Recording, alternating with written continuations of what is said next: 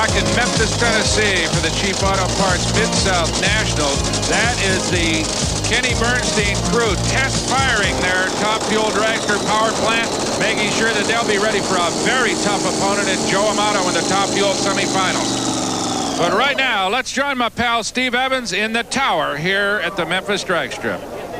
You know, whenever I get a spare moment, I love to come to the timing tower and reminisce with my old buddy, racecaster, NHRA announcer Dave McClellan. When you and I started doing the PA, we were lucky if we had glass in the windows. Steve, when I started, there was no glass. It was on the back of a flatbed trailer out in the middle of an old airport in Arkansas.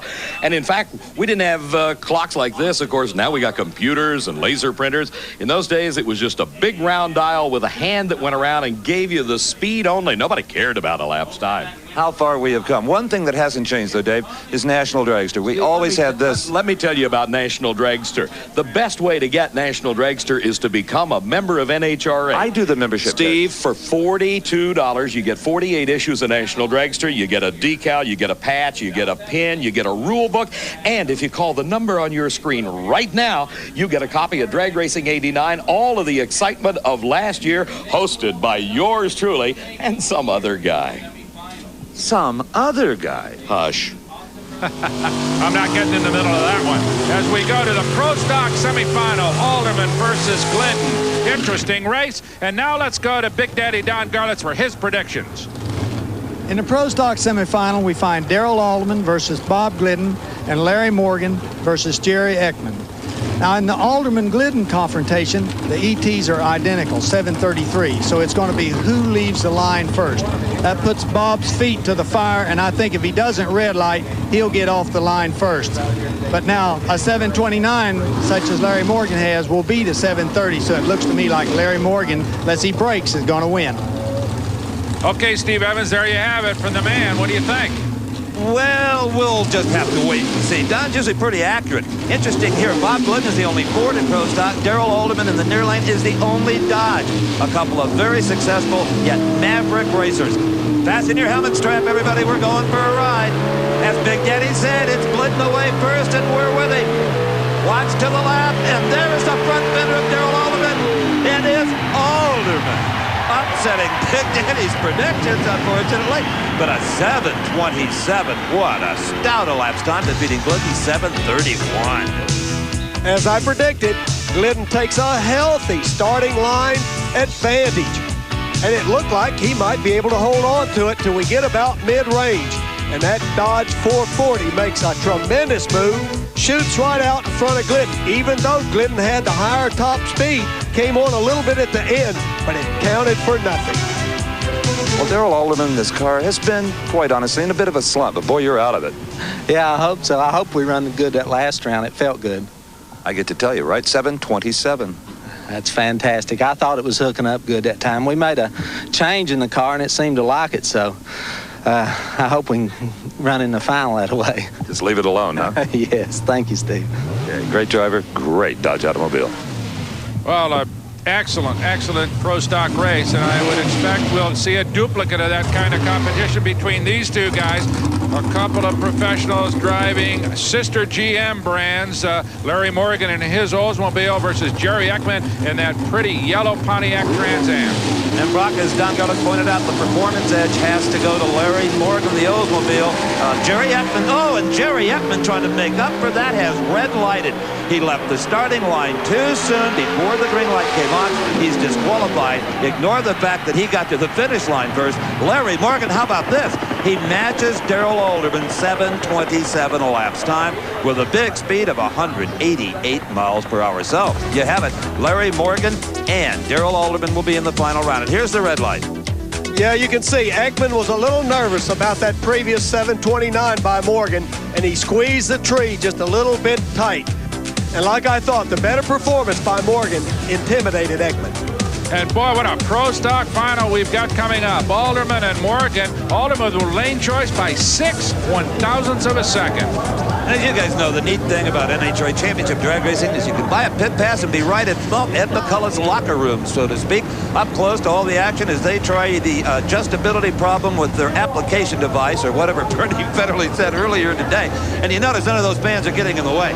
You just don't mess with Ed the East McCullough. And over on the other side of the pit, a nice crowd also admiring the mechanical expertise of the Candies and Hughes team.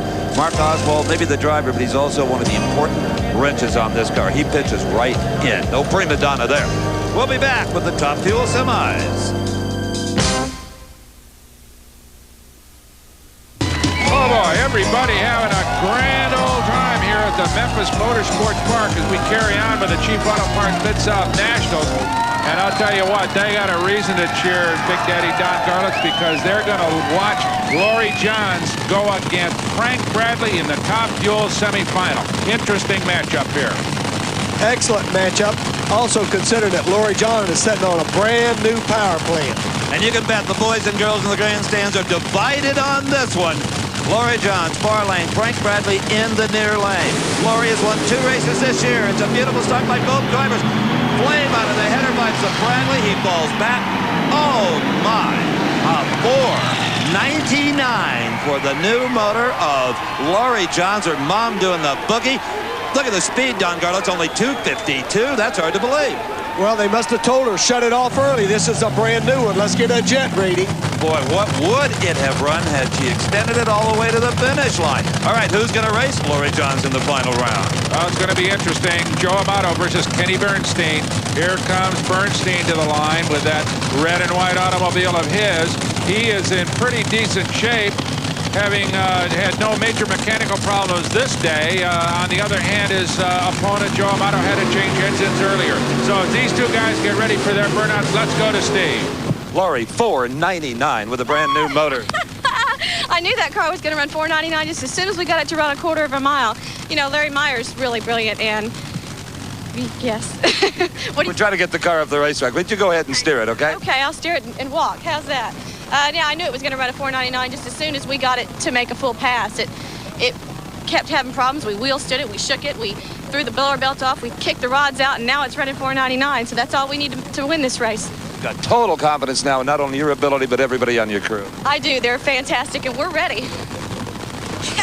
Right, Steve, and here are a couple of guys getting ready. That is Dale Armstrong guiding his longtime partner in crime, as it were, Kenny Bernstein, into the staging lights. And on the other side, his opponent, Joe Amato. What do you think, Don Garlits? I think they're ready also. Both these teams are up to the challenge. This is the best performance by Kenny Bernstein since he joined the Top Fuel category at the beginning of the season. Amato in the near lane. It is Bernstein with a beautiful hole shot, but it's not enough to match wheels with Amato. His crew celebrates a 4.99. They match the number of Laurie Johns. If you carry it out to the thousands, however, they have lost lane choice to the young lady from Texas. Beautiful start by Bernstein. Takes a nice advantage, but Amato's car moves quickly as the Richards power comes on, and you can see him just train length him right there in the middle of the course, completely out in front of Bernstein by the end with a fantastic 282-mile-an-hour top speed. Okay, there's your Top Fuel finalists, Johns and Amato. Johns with a lane choice by 6 thousandths. For the second NHRA national event in a row, the same Top Fuel finalists, Laurie Johns and you, Joe Amato, both ran 4.99. Who has lane choice? I knew you were going to ask that. She does. Well, you know, both lanes look pretty good, Steve. I guess we'll just have to. The guy always says that when he doesn't get lane choice. That's a standard story, right? But you know, we're just glad to be in the final. You know, it's been a tough race, and the teams are all running good right now. So it'll be 2 times now and we're in the final against Laurie, so maybe we can reverse the outcome in the last race. But we'll have us a good drag race either way. We'll be watching very closely. Oh, it's going to be a great one as we watch the fiberglass nose piece of Darrell Alderman's Dodge Daytona being placed into position. He will go against Larry Morgan in the Pro Stock Final. Stick with us. We'll be back in Memphis.